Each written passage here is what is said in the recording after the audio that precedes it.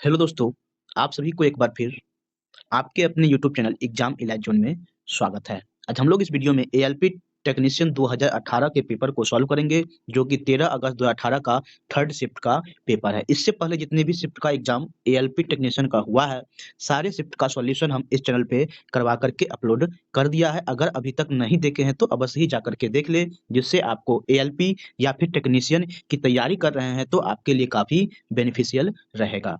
तो इस वीडियो में हम लोग मैथ प्लस रीजनिंग के सारे सवालों को आज हम लोग इस वीडियो में सॉल्व करेंगे। एक ही वीडियो में मैथ और रीजनिंग के सवालों को सारे जो क्वेश्चन पूछे जाते हैं मैथ प्लस रीजनिंग के 45 सवालों को आज हम लोग इस वीडियो में सॉल्व करने वाले हैं। और आप वीडियो के अंत तक देखते हैं तो पाएंगे कि कैसे कम से कम समय में क्वेश्चन को सॉल्व करने का बेहतरीन तरीका का पता चलेगा। तो अवश्य ही आप अंत तक देखेंगे। अगर आप चैनल पे नए, चैनल को अवश्य ही सब्सक्राइब कर ले, क्योंकि हम एएलपी टेक्नीशियन 2018 के सारे शिफ्ट का सॉल्यूशन इस चैनल पे करवाने वाले हैं। तो अवश्य ही सब्सक्राइब कर ले। अगर आपको वीडियो पसंद आवे तो वीडियो को अवश्य ही लाइक कर दे। चलिए हम लोग चलते हैं पहले सवाल की तरफ। पहले हम इस वीडियो में मैथ के सवाल को सॉल्व करेंगे, उसके बाद रीजनिंग के सवालों को सॉल्व करेंगे। तो पहला सवाल हम लोग देखते हैं। कहा गया है, सबसे बड़ी बहन की आयु क्या है यदि 3 वर्ष के अंतराल पर जन्म लेने वाली 5 बहनों की आयु का योग 50 वर्ष है। सबसे बड़ी बहन की आयु पूछा गया है। देखिए, अगर मान लेते हैं सबसे बड़ी बहन की आयु x वर्ष है, तो दूसरे बहन मतलब हर एक क्या है, 3 साल के अंतराल पे जन्म लेती है। मतलब सेकंड वाली क्या होगा, इससे 3 साल छोटी होगी। थर्ड वाली क्या होगा, इससे भी क्या होगा, 3 साल छोटी होगी। फोर्थ वाली क्या होगा, इससे भी 3 साल छोटी होगी। और फिफ्थ वाली क्या होगा, भी इससे भी 3 साल छोटी होगी। और 3-3 साल के अंतराल पर सभी जन्म लेती है। कहा गया है हमारे सवाल में सभी का योग 50 वर्ष है। मतलब हम सभी को योग निकालेंगे तो ये क्या आ जाएगा, 50 वर्ष आ जाएगा। मतलब एक्स कितना है यहाँ पर, 5 है। तो ये कितना हो जाएगा आपका, 5x माइनस 3 माइनस 6 9 9 18 12 कितना आ जाएगा आपका, -30। ये किसके बराबर है, तो 50 वर्ष के बराबर है। तो 5x इज इक्वल टू कितना आ जाएगा आपका, 80 आ जाएगा। 50 प्लस 30 हो जाएगा 80। तो आपको यहाँ से x का वैल्यू कितना आ जाएगा, 80/5 मतलब 16 आ जाएगी। 16 हमें x का वैल्यू निकालना है, जो कि क्या है, सबसे बड़ी बहन की आयु है। वही आपका आंसर होगा, ऑप्शन नंबर 1 आंसर होगा। अगले सवाल को देखिए। कहा गया है, किसी खाली टैंक को एक पाइप 4 घंटे में भर सकता है, जबकि दूसरा पाइप भरी हुई टंकी को 10 घंटे में खाली कर सकता है। जब टंकी आधी खाली थी तो दोनों पाइप को एक साथ खोल दिया जाता है, टंकी कितने घंटे में भर जाएगी। सबसे पहले क्या निकालते हैं, एक पाइप ए है, ये टंकी को भर देता है 4 घंटे में। दूसरी पाइप को मान लेते हैं बी है, ये क्या है, 10 घंटे में खाली कर देता है। मतलब ये खाली करने वाला है। दोनों का हम क्या करेंगे, सबसे पहले एलसीएम ले लेंगे। 4 10 का एलसीएम कितना जाएगा, 20। ए की क्षमता मतलब टैंक ए की क्षमता कितनी हो जाएगी, 20/4 मतलब 5 यूनिट 1 घंटे में भरता है। बी की क्षमता कितनी हो जाएगी, 2, 1 घंटे में 2 यूनिट खाली करता है।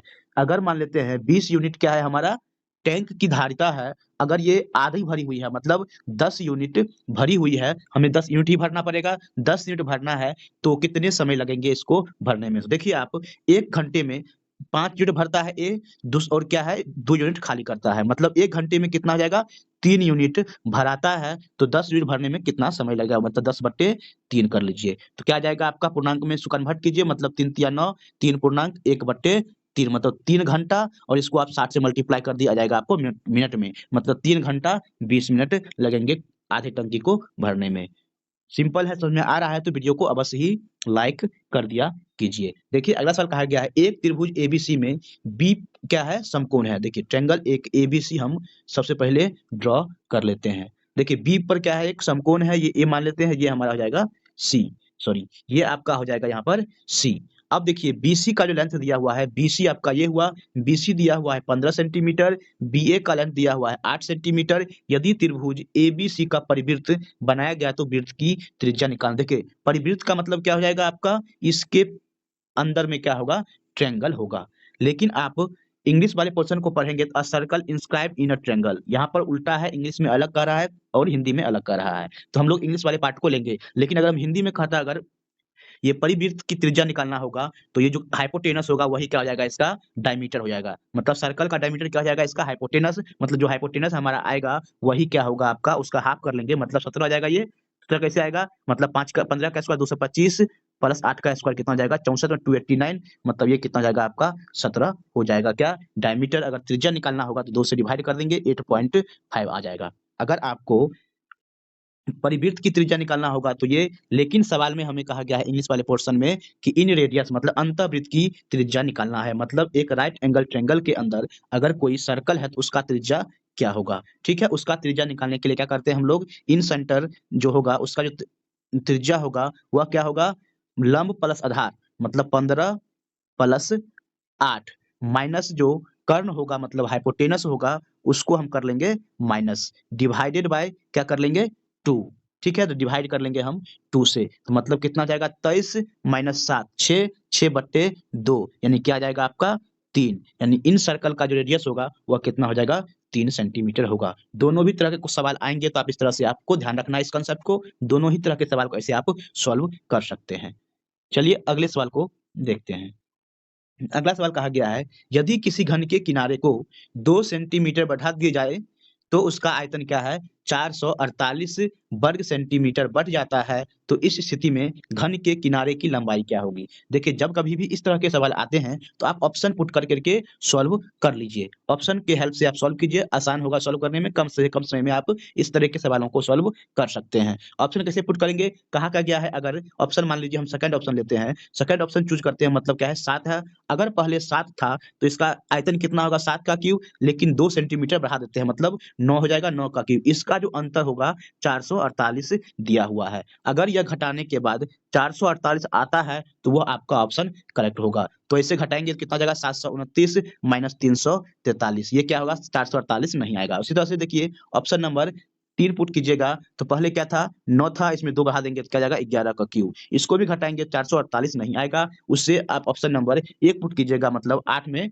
2 जोड़ दीजिए पहले 10 हो जाएगा, 10 का क्यूब माइनस 8 का क्यूब मतलब 1000 में से 512 घटाइएगा कितना जाएगा आपको 448, 448 आ जाएगा। ऐसे भी आप इसको कम से कम समय में सॉल्व कर सकते हैं बिना ज़्यादा कैलकुलेट किए हुए। लेकिन अगर आप चाहें बेसिक से सॉल्व करना तो क्या कर लीजिए, मान लीजिए कि किनारा जो है वह x यूनिट का है, x है, इसको बढ़ाते हैं तो क्या हो जाएगा x प्लस 2, इसका आयतन क्या होगा इसका whole cube minus x cube, ये किसके इक्वल होता है 4 4 8 के इक्वल। अब इस इक्वेशन को आप सॉल्व कर लीजिए, वहां से x का वैल्यू आपका निकल जाएगा।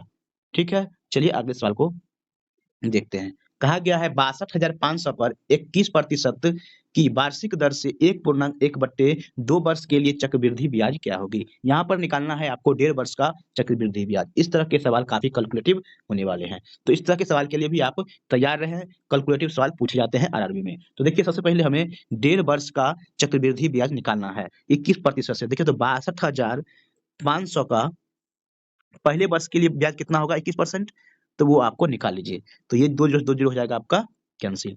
फर्स्ट ईयर के लिए अब 21 से इसको कर लीजिए मल्टीप्लाई, 21 से कितना होता है 105, 10 रहेगा कैरी 42, 10 कितना जाएगा 52, 2 हाथ में 126 प्लस 126 प्लस 5, 126 प्लस 5 कितना जाएगा आपका 131, मतलब 13,125 क्या हो जाएगा फर्स्ट ईयर का हो जाएगा। सेकंड ईयर नहीं है, आधे साल का, आधे साल का कितना जाएगा इसका आधा, मतलब आधे साल का कितना जाएगा 31, 13,125 का आधा, ये क्या हो जाएगा हाफ ईयर के लिए। लेकिन हाफ ईयर में भी क्या होगा इसका क्या है कि 21.5% का आधा लगेगा, तो इसका भी क्या होगा सेकंड ईयर में, मतलब हाफ ईयर में इसका भी क्या होगा 21% आपको निकालने हैं, 21% आप पहले निकाल लीजिए। तो ये हो जाएगा आपको, फिर इसको आप 21 से मल्टीप्लाई कीजिए, थोड़ा कैलकुलेटिव है। देखिए 21 पांचे कितना हो जाएगा आपका 105, 21 पांचे 105, हाथ में रहा आपका 10, 42, 10 कितना जाएगा 52, 2 5 21 5 26, 2 21 या 63, 2 कितना जाएगा आपका 65, 6 21 चौ कितना जाएगा 27, 2 डिजिट के बाद डेसिमल, इसको आप क्या करेंगे आप, ये तो था पूरे वर्ष का, लेकिन आधे वर्ष का निकालना है, इसको भी क्या करेंगे 2 से डिवाइड, मतलब आपको इस सभी को आप सब कीजिएगा तो वही क्या हो जाएगा चक्रवृद्धि ब्याज। समझ में आया, पहले हम क्या किए 21% फर्स्ट ईयर के लिए लगेगा, ये आपका आ जाएगा। फिर क्या आधे साल में क्या होगा इसका, आधा साल में इसका आधा लगेगा, फिर क्या हो जाएगा आधे साल में इसका भी तो इंटरेस्ट लगेगा, चक्रवृद्धि ब्याज सिंपल इंटरेस्ट है नहीं, तो इसका भी आधा आपका 21% का आधा ये आपका आएगा। अब तीनों को आप क्या कीजिए जोड़ लीजिए, तो देखिए आप जोड़ने के बाद आपको इसको पहले हाफ से डिवाइड कर लीजिए, कितना जाएगा आपका, ये जो हो जाएगा आपका 6 दूनी 12, 5 दूनी 10, 6 दूनी 12, 12 ये हो जाएगा 2 दूनी 4.5, इतना जाएगा। हम पॉइंट वाले पार्ट को इग्नोर करके हम चलेंगे तो क्या जाएगा 6562, और ये कितना जाएगा इसको भी 2 से डिवाइड कीजिए, ये कितना जाएगा आपका 13 दूनी 26, 7 दूनी 14, 8 दूनी 16, 1378, प्लस 13,125 सभी को जोड़ लीजिए। देखिए 8 2 हो जाएगा आपका 10, ये 7 6 13 1 हो जाएगा आपका 14, 5 3 8 1 ये हो जाएगा 5 3 8 1 हो जाएगा 9 और ये हो जाएगा 6 1 7। इस सभी को आप जोड़ लीजिए 5, ये हो जाएगा 6 9 1 10 20 1 21 21,065 21,065 आपका ऑप्शन कौन सा करेक्ट होगा? 21,065 आपका आंसर आ रहा है, लेकिन ऑप्शन में है 20,000। तो आप देख लीजिए कहीं हम लोगों ने कैलकुलेशन में गलतियां की है। देखिए यहाँ पर कहीं कोई कैलकुलेशन में हम लोग गलतियां तो नहीं कर रहे हैं, वैसे 21,065 ही आ रहा है। आप लोग देखिएगा इसको कैलकुलेट करके आपका कितना आ रहा है। प्रोसेस यही होगा, फर्स्ट ईयर का 21%, फिर क्या होगा हाफ ईयर का क्या होगा 21% का आधा, और इस पे भी क्या होगा 21% का आधा इंटरेस्ट लगेगा। यही मेथड है, लेकिन आपको 21,065 ही हमारे हिसाब से आ रहा है। ऑप्शन में ऐसा कहीं भी नहीं है। तो चलिए आप लोग देख लीजिएगा इसका करेक्ट आंसर क्या आना चाहिए, इसे कैलकुलेट कर करके। चलिए हम लोग अगले सवाल को सॉल्व करते हैं। कहा गया है, किसी संख्या का 32% 80 है तो संख्या कितनी है? मतलब अगर एक संख्या हम मान लेते हैं x है, इसका 32% हमें निकालना है। ये किसके बराबर है? 80 के बराबर है। तो आपका संख्या क्या है वो आपको निकालने हैं। तो देखिए आप सॉल्व कीजिए, इसको काटिए। काटिए 8 से पहले, 8 चौका 32, 8 दहें कितना हो जाएगा आपका 80। ठीक है, ये हो जाएगा आपका, इधर आ जाएगा कितना हो जाएगा, x का वैल्यू हो जाएगा आपका 1000 बटे 4 मतलब 250 आपका संख्या आ जाएगा। बेसिक सवाल था, सिंपल सवाल था। इस तरह के सवाल को आप सेकंडों में सॉल्व करना चाहिए आप लोगों को। अगला सवाल देखिए कहा गया है, दो संख्याओं का गुणनफल अगर 40 है, उनमें से एक संख्या 2.5 है, दूसरी संख्या कितनी होगी? मतलब दूसरी संख्या मान लेते हैं x, इसका गुणनफल क्या है 2.50 है, संख्या आता है वह, मतलब ये एक संख्या x संख्या कितना है 2.50 है, और इसका गुणनफल कितना है 40 आता है। तो संख्या आपका x इक्वल टू कितना, एक जगह उधर डिवाइड में हो जाएगा, मतलब 40 बट्टे 2.5, पॉइंट को हटाएंगे ऊपर चल जाएगा 10, मतलब 400, मतलब 25 से काटिए 5 से काटिए 5, ये आपको कितना हो जाएगा 8, मतलब 800 बट्टे 5 मतलब 80 बट्टे 5 16 5 आपका हो जाएगा 80। अगला सवाल को देखिए, ट्रिगोनोमेट्री का सवाल है। कहा गया है tan alpha is equal to √2 - 1, तो आपको निकालना है tan alpha minus cot alpha. देखिए tan अल्फा का वैल्यू दिया हुआ है, तो आप कॉट अल्फा कैसे निकालेंगे? tan अल्फा क्या होता है, रिवर्स होता है, मतलब ये कितना हो जाएगा 1 बट्टे √2 - 1। इसको स्मॉल कीजिएगा तो आपको कितना हो जाएगा √2 + 1।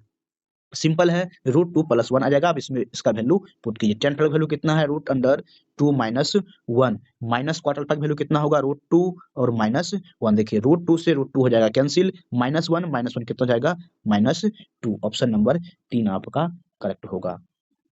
अगले सवाल देखिए कहा गया है, यदि 192 पेन का क्रय मूल्य कितना है 10 रुपया है, मतलब 192 पेन को 10 रुपया में खरीदा जाता है, तो 5 रुपया में कितनी पेन, मतलब 10 रुपया में 192, मतलब इसके आधे रुपये में कितना होगा 192 का आधा, 192 को 2 से डिवाइड कीजिए, मतलब कितना हो जाएगा 96 हो जाएगा। मतलब 5 रुपया में कितनी पेन खरीदी जाएगी, तो 96 पेन खरीदी जाएगी। सिंपल सवाल था। देखिए अगला सवाल कहा गया है, किसी थैले में कुछ लाल, पीले और हरे टोकन रखे गए हैं। लाल के लिए ए डिनोट किया गया है, पीले के लिए बी और हरे के लिए सी। यदि ए अनुपात बी जो दिया है 3:8 है, बी अनुपात सी दिया है 6:13, तो ए अनुपात बी अनुपात सी का मान क्या होगा ये निकालना है। मतलब रेशियो को कंबाइन करना। देखिए ए रेशियो बी आपको दे दिया है कितना 3:8, जबकि बी अनुपात सी कितना दे दिया है 6:13। देखिए ए बी सी कब कंबाइन कर सकते हैं, देखिए यहाँ पर बी कितना, यहाँ पर 8 और यहाँ पर बी कितना है 6, मतलब यहाँ पर बी और यहाँ पर भी बी इक्वल होने चाहिए। इक्वल कैसे आएंगे, 8 और 6 का एलसीएम कितना होता है 24, मतलब हम इसको 3 से मल्टीप्लाई और इसको हम 4 से मल्टीप्लाई कर लेते हैं। अगर 3 से मल्टीप्लाई नया रेशियो कितना जाएगा 9:24, और इसका कितना जाए 4 से मल्टीप्लाई करने पर 24:52। देखिए बी यहाँ भी 24 और बी यहाँ भी 24, अब हम इसको कंबाइन कर सकते हैं, मतलब A ratio B ratio C निकालना चाहें तो कितना हो जाएगा 9:24 रेशियो सी कितना है तो 52। ये होगा ए बी सी का रेशियो, 9:24:52। चलिए अगले सवाल को अब हम लोग देखते हैं। देखिए कहा गया है, what is the value of P Q and R. Statement 1 और 2 के हेल्प से बताना है। तो पी क्यू आर का वैल्यू निकालना है। स्टेटमेंट 1 में दिया गया है पी प्लस क्यू का whole square is equal to 16, मतलब पी प्लस क्यू वैल्यू कितना आ जाएगा 4 आ सकता है। फर्स्ट स्टेटमेंट से है, इससे हम न तो पी न तो क्यू न तो आर का वैल्यू निकाल सकते हैं। सेकंड में क्या कहा गया है, पी माइनस क्यू का वैल्यू कितना है 4 है, और आर का वैल्यू कितना है 2 टाइम्स ऑफ पी। देखिए यहाँ से भी अकेले हम इसका यूज करके हम नहीं निकाल सकते हैं पी क्यू आर का वैल्यू, लेकिन अगर हम इस दोनों स्टेटमेंट को कंबाइन करते हैं तो इसको दोनों को सॉल्व करेंगे तो हमारा पी का वैल्यू और क्यू का वैल्यू भी आ जाएगा। अगर पी क्यू का वैल्यू आता है यहाँ पर पी पुट कर देंगे तो आर का वैल्यू भी आ जाएगा। मतलब 1 और 2 दोनों क्या है कंबाइंड होकर के आंसर देने के लिए सफिशिएंट है। मतलब करेक्ट आंसर क्या होगा, सवाल का जवाब देने के लिए कथन 1 और 2 दोनों ही पर्याप्त है। समझ गए होंगे। अगला सवाल को देखिए, हमारा नेक्स्ट सवाल है स्टैटिक से है। कहा गया है data given show the registration of bike and total vehicles for the 6 month 2017 in city x. ठीक है, ये डाटा दिया गया है। इन चार्ट जो फर्स्ट जो नंबर जो दिया गया है, मतलब ब्लू वाले जो पार्ट है वह क्या है, बाइक को रिप्रेजेंट करता है। रेड वाले बाइक क्या नंबर है, वह टोटल व्हीकल को रिप्रेजेंट करता है। सवाल में हमसे पूछा गया है increase in registration of bike from May to June 2017। देखिए मई में बाइक कितना था 17, जून में ये कितना हो जाएगा 28। 28 होगा 17 से 28 बाद कितने प्रतिशत की वृद्धि हुई, 17 वृद्धि हुई इंटू 100। इसी को आप परसेंटेज में मतलब डेसिमल में कन्वर्ट कर लीजिए, आपका आंसर आ जाएगा। मतलब 11 17 चौका कितना हो जाएगा 102, 10 है मतलब 8 कैरी बच गया, 10 17 चौका 68 बचेगा 12, फिर हो जाएगा 120 का 7 कितना होता है 119, मतलब 64.7% आपका आंसर आएगा। अगला सवाल को देखिए, कहा गया है धारा के विरुद्ध जाते हुए एक नाविक को 40 किलोमीटर की दूरी तय करने में 8 घंटे लगते हैं। मतलब धारा के विरुद्ध चाल कितना होगा, तो धारा के विरुद्ध चाल अगर हम मान लेते हैं नाविक का चाल x है और धारा की चाल y है, तो क्या हो जाएगा x माइनस वाई क्या होगा, धारा के विरुद्ध चाल होगा। चाल कितना है 40 किलोमीटर 8 घंटे में जाता है, इसका मतलब क्या हो जाएगा 40/8 मतलब 5 किलोमीटर प्रति आवर धारा के विरुद्ध चाल है। जबकि धारा के साथ चलता है मतलब दोनों का स्पीड क्या हो जाएगा, जुड़ जाए। किसका स्पीड, नाभिक का स्पीड और धारा का स्पीड दोनों को जोड़ देंगे जब धारा के दिशा में जाता है, तब क्या होता है 5 घंटे का समय लगता है 40 किलोमीटर दूरी को तय करने में। मतलब 40/5 कितना स्पीड जाएगा 8 किलोमीटर प्रति घंटा। पूछा क्या है शांत जल में नाभिक की चाल, मतलब एक्स का वैल्यू निकालना है। क्या करेंगे, दोनों इक्वेशन को जोड़ दीजिए, वाई वाई हो जाएगा कैंसिल, मतलब 2x इक्वल टू कितना जाएगा 13। मतलब शांत जल में नाभिक का चाल कितना जाएगा 13/2 मतलब 6.5 किलोमीटर प्रति घंटा इसका स्पीड हो जाएगा। चलिए अगले सवाल को देखिए, कहा गया है प्रणीत ने अपनी यात्रा दोपहर 2:45 शुरू की और वह अपने गंतव्य स्थान शाम के 4:55 पे पहुंचता है। अनित जो है प्रणीत से के 58 मिनट 40 सेकंड बाद यात्रा शुरू की। देखिए प्रणीत जो है स्टार्ट कब करता है, तो आप देखिए 2:45 में करता है। लेकिन जो अनित जो है, अनित कब स्टार्ट करेगा, अनित इसके 58 मिनट 40 सेकंड, मतलब इसमें 58 मिनट 40 सेकंड को आपको जोड़ दीजिए। तो देखिए 58 मिनट 40 सेकंड को जोड़िए। देखिए तो ये 46 है, इसमें 4 दे देंगे तो सॉरी 14 दे देंगे तो कितना जाएगा आपका 60, मतलब ये हो जाएगा मिनट में हो जाएगा इधर कन्वर्ट, मतलब ये हो जाएगा आपका 46। 46 जाएगा सेकंड में कितना बचेगा आपको 14 इधर देंगे, इसको बचेगा कितना 26। ठीक, ये हो जाएगा आपका 46 और ये आपका है 58। ठीक है 46 है तो इसको आप 14 दे दीजिए कितना हो जाएगा 60, मतलब 60 दे देंगे तो घंटा में 1 कन्वर्ट हो जाएगा ये 3। अगर हम इसको कितना दिए हैं 14, कितना बचेगा आपका 44।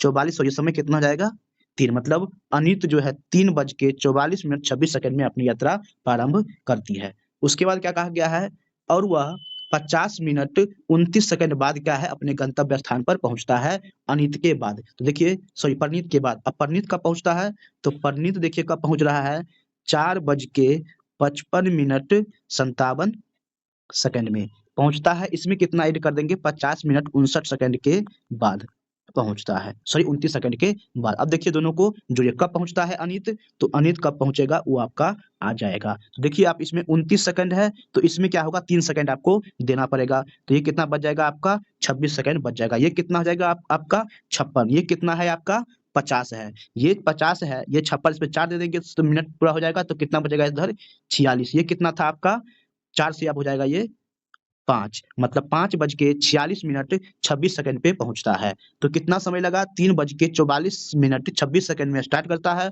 5:46 में पहुंचता है। इसको माइनस करिए कितना जाएगा, मतलब 2 घंटा 2 मिनट 0 सेकंड, मतलब 2 घंटा 2 मिनट में पहुंचता है। ऑप्शन नंबर 2 आपका करेक्ट होगा। उम्मीद करते हैं आपको यह समझ में आया है। समझ में आया है तो अवश्य ही वीडियो को लाइक कर दें, प्यारा सा कमेंट कर दें, चैनल पे नए हैं चैनल को अवश्य ही सब्सक्राइब कर ले। देखिए अगला सवाल कहा गया है among the following which is a rational number. देखिए इसमें कहा गया है कौन सा रैशनल नंबर है जिसको हम p/q के फॉर्म में लिख सकते हैं, मतलब वह संख्या रूट के अंदर किसी भी तरीके से नहीं होना चाहिए। ऑप्शन 1 में देखिए रूट 2 का क्यूब है, मतलब 2 का क्यूब रूट निकालना है, ये रूट से नहीं निकलेगा, ये इरेशनल नंबर हो गया। ऑप्शन 4 में क्या है 12 का क्यूब रूट नहीं निकलेगा, 3 में ये भी क्या इरेशनल नंबर होगा, 4 का क्यूब रूट नहीं निकलेगा। ऑप्शन 2 देखिए क्यूब रूट ऑफ 8 मतलब 2 हो जाएगा, मतलब 2 क्या है एक रेशनल नंबर है। ऑप्शन नंबर 2 आपका करेक्ट होगा।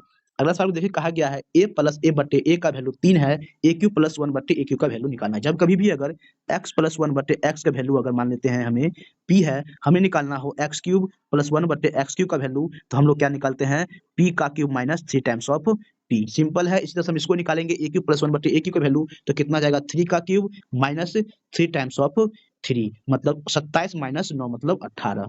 समझ गए होंगे, ये फॉर्मूला होता है, इसको आप ध्यान रखेंगे। अगले सवाल को देखिए कहा गया है यदि एक 8 अंक की संख्या है ये, उसको कहा गया है 15 से पूर्णतः विभाजित है तो p का न्यूनतम मान क्या होगा। कोई भी संख्या 15 से विभाजित होने का मतलब वह संख्या 3 और 5 दोनों से विभाजित होने चाहिए। 5 से विभाजित का रूल क्या है, उसका यूनिट डिजिट 5 होगा। यूनिट डिजिट क्या है 5 है। 3 से विभाजित का मतलब क्या होगा, उसका सम क्या होगा, जो अंक है उस अंकों का सम 3 से विभाजित होने चाहिए। अंक कितना है 1 प्लस 3 कितना हो जाएगा 4 प्लस 6 10 हो जाएगा, 10 प्लस p, फिर कितना है आपका 5 प्लस 7, ये कितना होगा 15 प्लस 7 22 प्लस 8 30 5 35 मतलब 35 प्लस p। अब देखिए p का ऐसा सबसे लोएस्ट वैल्यू क्या रखेंगे जिससे यह संख्या क्या होगा 3 से विभाजित हो जाए। मतलब एक p का वैल्यू अगर हम 1 रखते हैं तो कितना जाएगा, सभी का सम 36 होगा। 36 क्या है 3 से विभाजित है। हमसे पूछा गया लोएस्ट नंबर, सबसे पहले हम 0 पुट करेंगे, 0 पुट करेंगे तो 35 विभाजित नहीं है, 1 पुट करेंगे 36 होगा, 36 विभाजित है मतलब p का वैल्यू आपका 1 आएगा। चलिए अगले सवाल को देखते हैं। अगला सवाल कहा गया है सिंप्लीफिकेशन का है, इसका वैल्यू आपको निकालना है। सिंपल है, देखिए कैसे होगा 7 इंटू ये ब्रैकेट वाले को सबसे पहले क्या करेंगे हम लोग सॉल्व करेंगे। ब्रैकेट में क्या होगा पहले मल्टीप्लिकेशन होगा, मतलब -2 इंटू -3 ये कितना जाएगा इसका पूरा वैल्यू 6। 4 प्लस 6 कितना जाएगा 10, 7 इंटू 10 ये कितना जाएगा आपका 70। ऑप्शन नंबर 3 आपका करेक्ट होगा। अगले सवाल भी देखिए सिंप्लीफिकेशन ही है। 45 माइनस ये ब्रैकेट के अंदर का वैल्यू सभी को सॉल्व करना है। सबसे पहले क्या करते हैं हम लोग छोटी ब्रैकेट सॉल्व करेंगे, उसके बाद मीडियम ब्रैकेट को सॉल्व करेंगे। देखिए सबसे पहले इसका सॉल्यूशन होगा, ये क्या हो जाएगा आपका 6 माइनस क्या है 9 डिवाइड बाय 3, पहले डिवाइड कर लेंगे कितना जाएगा ये 3, 6 माइनस 3 हुआ कितना जाएगा 3। अब क्या होगा देखिए ये होगा 3 और डिवाइड वाला फिर होगा, तो ये आपको कितना जाएगा आपका हो जाएगा -1। सिंपल है, समझ में आ रहा है। तो पहले इसको सॉल्व करेंगे फिर डिवाइड होगा, ठीक है। ये आपका हो जाएगा 1, ये पूरा का वैल्यू कितना हो जाएगा 1। ये कितना जाएगा आपका 60 हो जाएगा, 60 को 3 से डिवाइड करेंगे कितना जाएगा 20, 20 माइनस 1 कर लेंगे, ये आपका यहाँ से यहाँ तक का वैल्यू आपका हो जाएगा।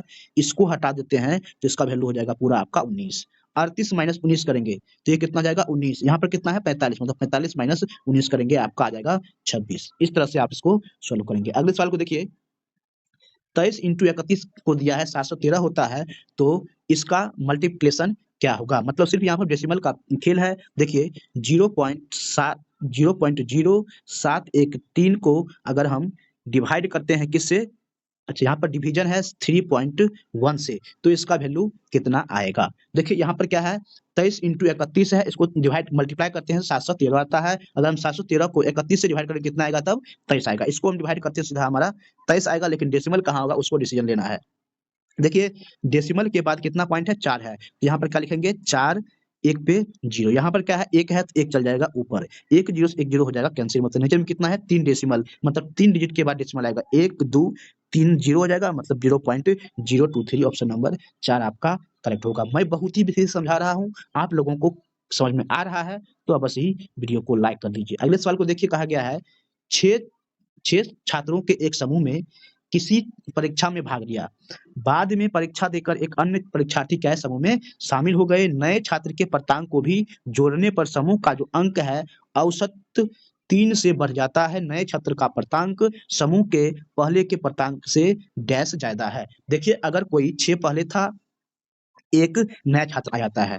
तो सभी का जो अंक में जो औसत अंक में क्या है 3 की वृद्धि। इसका मतलब क्या होगा सभी छात्र में जो 7वां छात्र है जो औसत है उतना तो कैरी करता ही करता होगा, मतलब जो 6 छात्र का औसत था उतना 7वां भी कैरी करता होगा, लेकिन 3-3 क्या है सभी को बढ़ा देता है। मतलब 7 आदमी है, 7 में 3-3 क्या है एक्स्ट्रा अंक ये कैरी करता है, मतलब 21 अंक क्या है ये एक्स्ट्रा औसत अंक से ज्यादा है 7वें छात्र का। ऐसे समझ में आया तो ठीक है, नहीं तो इसको हम बेसिक से भी सॉल्व कर सकते हैं। बेस्ट तरीका ये था। लेकिन अगर हम मान लेते हैं 6 छात्र का औसत अंक मान लेते हैं x है, तो सभी का सम कितना हो जाएगा 6x। 7वें छात्र का पर्तांक मान लेते हैं y है, इसको हम ऐड कर देते हैं तो जो 7 आदमी होगा उसका जो औसत पहले था x था उसमें 3 की वृद्धि हो जाती है। हमें क्या निकालना है, अगर y माइनस x का वैल्यू हमें निकालना है। y क्या है मतलब नए छात्र का पर्तांक और औसत जो 6 छात्र का है उसका दोनों का कितना ज्यादा है, वही मतलब y माइनस x का वैल्यू आपको निकालना है। इसको सॉल्व कर लीजिए तो आपका आ जाएगा, यहाँ आ जाएगा 7x, इधर आ जाएगा ये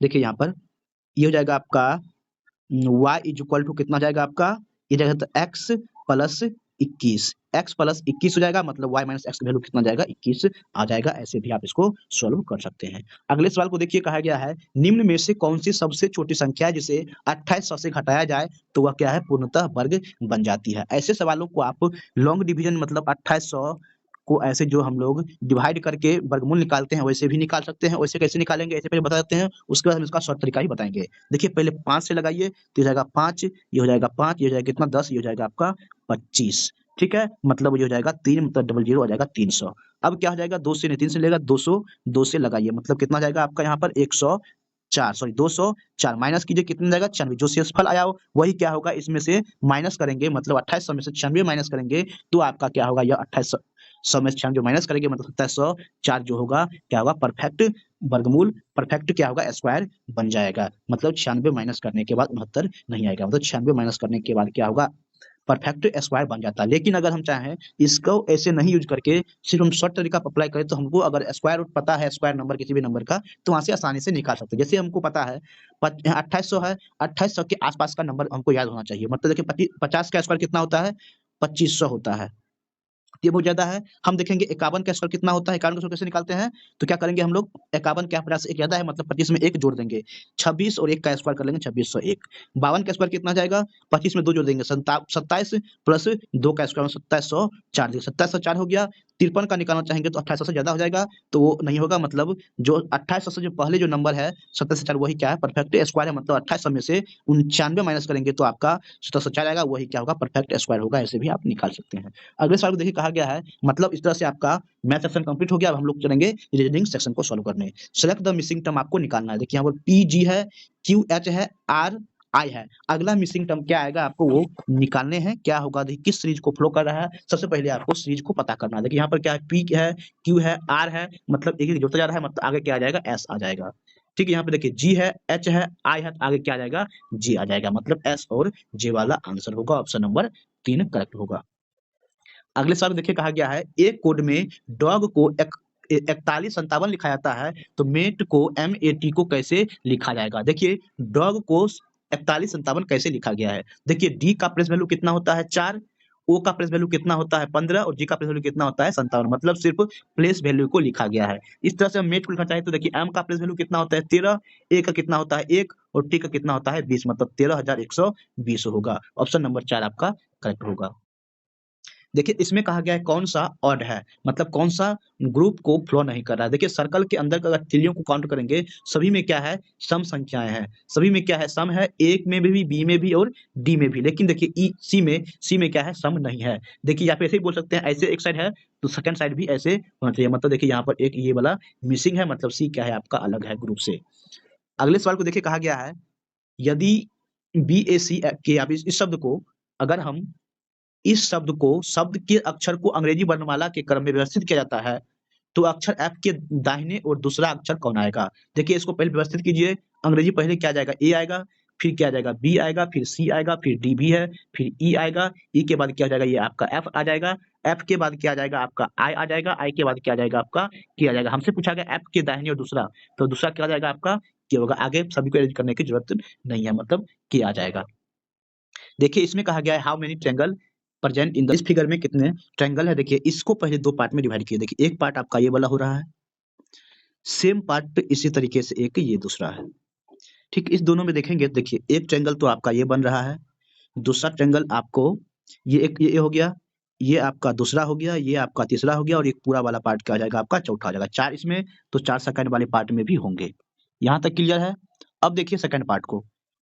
अब आप देखिए इस वाले पूरे पार्ट को आप ले लीजिए। ठीक है, इस वाले पूरे पार्ट को, जैसे इसको देखिए आप एक पार्ट ये बन रहा है, आप इसको ले लीजिए। इसमें भी देखिए एक पार्ट तो ये बन रहा है आपका, एक पार्ट ये बन रहा है, एक पार्ट ये दोनों कंबाइन करने के बाद बन रहा है और एक पार्ट क्या होगा, ये वाला पूरा बन रहा है, मतलब 3 गो इसमें भी बन रहा है।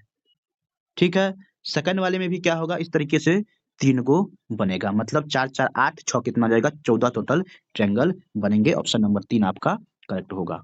अगले सवाल को देखिए, तार्किक सवाल है, कहा गया यदि आप शास्त्रीय नर्तक हैं तो हमारे पास आपके लिए एक रोमांचक काम है। किसी व्यक्ति से पूछ रहा है, अगर आप शास्त्रीय नर्तक है तो आपके लिए हमारे पास बहुत ही रोमांचक काम है। अनुमानित क्या हो सकता है, हमें एक शास्त्रीय नर्तक की जरूरत है, ये तो निहित है स्टेटमेंट में। लेकिन सेकंड में कहा गया आप एक शास्त्रीय नर्तक है, ये पूछ रहा है यदि आप हैं, लेकिन आप इसमें क्या कहा गया, आप एक शास्त्रीय नर्तक है, नहीं है। ये ऐसा कहीं भी स्टेटमेंट में नहीं है, मतलब एक क्या है इम्प्लिसिट है, सेकंड क्या है इम्प्लिसिट नहीं है, मतलब सेकंड क्या है गलत स्टेटमेंट है। ठीक है, अब देखिए अगला कहा गया है, उस विकल्प का चयन करें जो दिए गए चित्र में रिक्त स्थान से सही कर में मेल खाएगा। तो देखिए अब इसमें क्या आएगा सही कर, देखिए ऊपर वाले ब्लॉक को देखिए कितने ब्लॉक है, 1 2 3 4, नीचे में कितना है 1 2 3 आएगा। देखिए यहाँ पर क्या है 1 2 3 है, तो ऊपर में कितना आना चाहिए 4 आना चाहिए। 4 आने के लिए क्या करना पड़ेगा, देखिए आपको एक यहाँ पर एक लाइन सीधा ड्रॉ कर दीजिए, 4 ब्लॉक बन जाएगा, मतलब नीचे से क्या होगा एक लाइन ऐसे होगा। उसके बाद देखिए इसको कंबाइन कीजिए, मतलब इसमें 4 ऊपर में क्या आएगा 3 आएगा, 3 कैसे आएगा, देखिए इसको कंबाइन कीजिए और इसको क्या कीजिए ब्लॉक कर दीजिए, मतलब आपको नीचे में एक ऐसा फिगर रेक्टेंगुलर बन रहा है। उसके बाद क्या होगा, देखिए इसमें 3 आएगा, इसमें ऊपर वाले में क्या आना चाहिए, इसमें 4 आना चाहिए, मतलब इस वाले पोर्शन में क्या होगा 4 आएगा। देखिए 1 2 है और 3 है, इसमें भी एक ऐसे लाइन आपको ड्रॉ करना पड़ेगा, मतलब इस पे एक लाइन ऐसे करना पड़ेगा, फिर क्या होगा इस पे एक ऐसे लाइन ड्रॉ कीजिए, तब जाके आपका ये फिगर कंप्लीट होगा, मतलब ऑप्शन नंबर 4 आपका इस तरह से करेक्ट होगा। अगला सवाल को देखिए कहा गया है ऐसे ऑप्शन को चूज करना जो क्या है कि अलग ऑप्शन को मतलब क्या है बिलोंग नहीं कर रहा है ग्रुप को। देखिए कैसे ग्रुपिंग कर लेते हैं, तो क्रॉस क्रॉस अपोजिट में है, एक व्हाइट वाले तो एक ब्लैक वाले एक दूसरे के अपोजिट में है, cross cross white black opposite में है। देखिए थर्ड फोर्थ ऑप्शन देखिए cross cross white black opposite में, लेकिन देखिए इसमें देखिए एक दूसरे के सामना सामनी है, यहाँ पर ऐसे होना था, तो उस तरह से नहीं है। सी क्या है एक दूसरे से अलग ग्रुप में बिलोंगिंग नहीं करता है।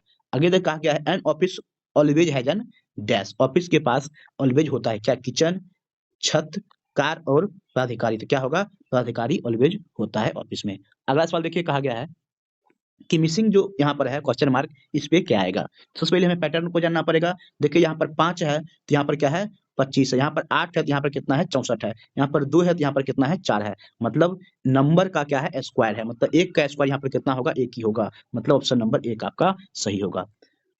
आगे देखिए कहा गया 30 सवाल फिर से है, कहा गया एक फ्लाईओवर का निर्माण 200 करोड़ रुपए की भारी लागत के साथ किया गया।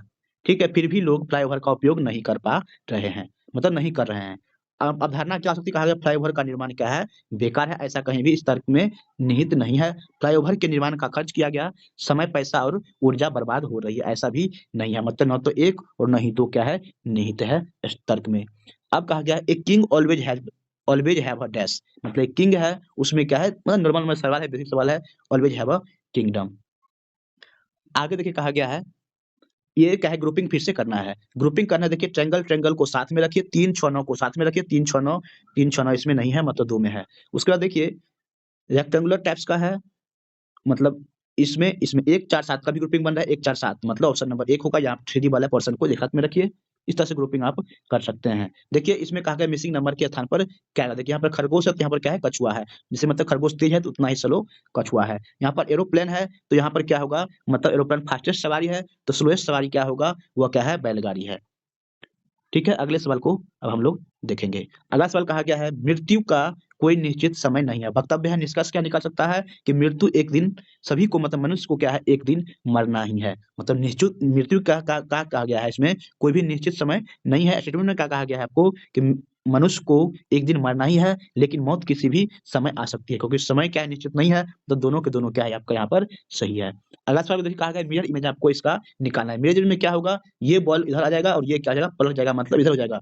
ठीक है, मतलब देखिए ये उल्टा हो गया, नहीं होगा, ये उल्टा हो गया, ये भी नहीं होगा।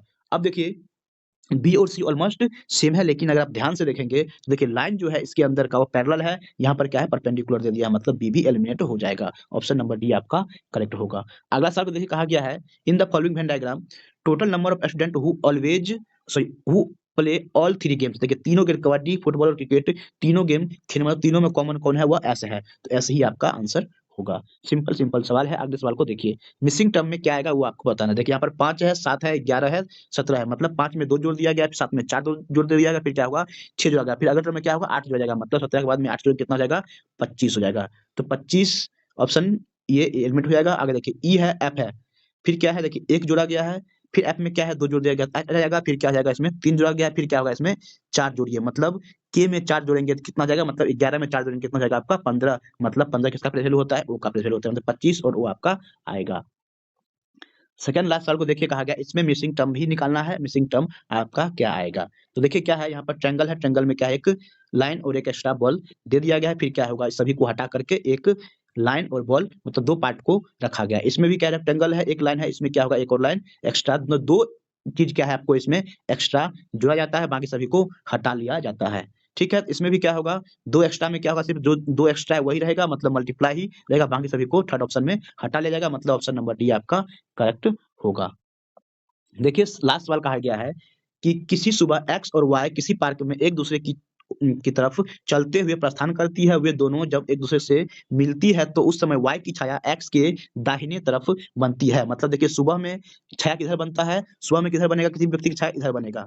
ठीक है, इधर बनेगा जो क्या है एक्स के दाहिने है, मतलब एक्स अगर यहाँ पर खड़ा है इधर फेस कर रहा होगा तभी इसके दाहिने पड़ेंगे, तो एक्स का दाहिने इधर होगा, मतलब कहा गया है पूछा गया हमसे एक्स किस दिशा में फेस कर रहा है, एक्स की दिशा में फेस करेगा तो एक्स क्या होगा साउथ की दिशा में फेस कर रहा होगा, मतलब दक्षिण दिशा में फेस कर रहा होगा। सिंपल सवाल था। इस तरह से आपके टोटल 45 के 45 सवाल मैथ प्लस रीजनिंग के एक ही वीडियो हम लोगों ने कंप्लीट करवा दिया। उम्मीद करते हैं आपको रिजल्ट पसंद आया है, पसंद आया तो वीडियो को बस ही लाइक कर दें, प्यारा सा कमेंट कर दें, चैनल को बस ही सब्सक्राइब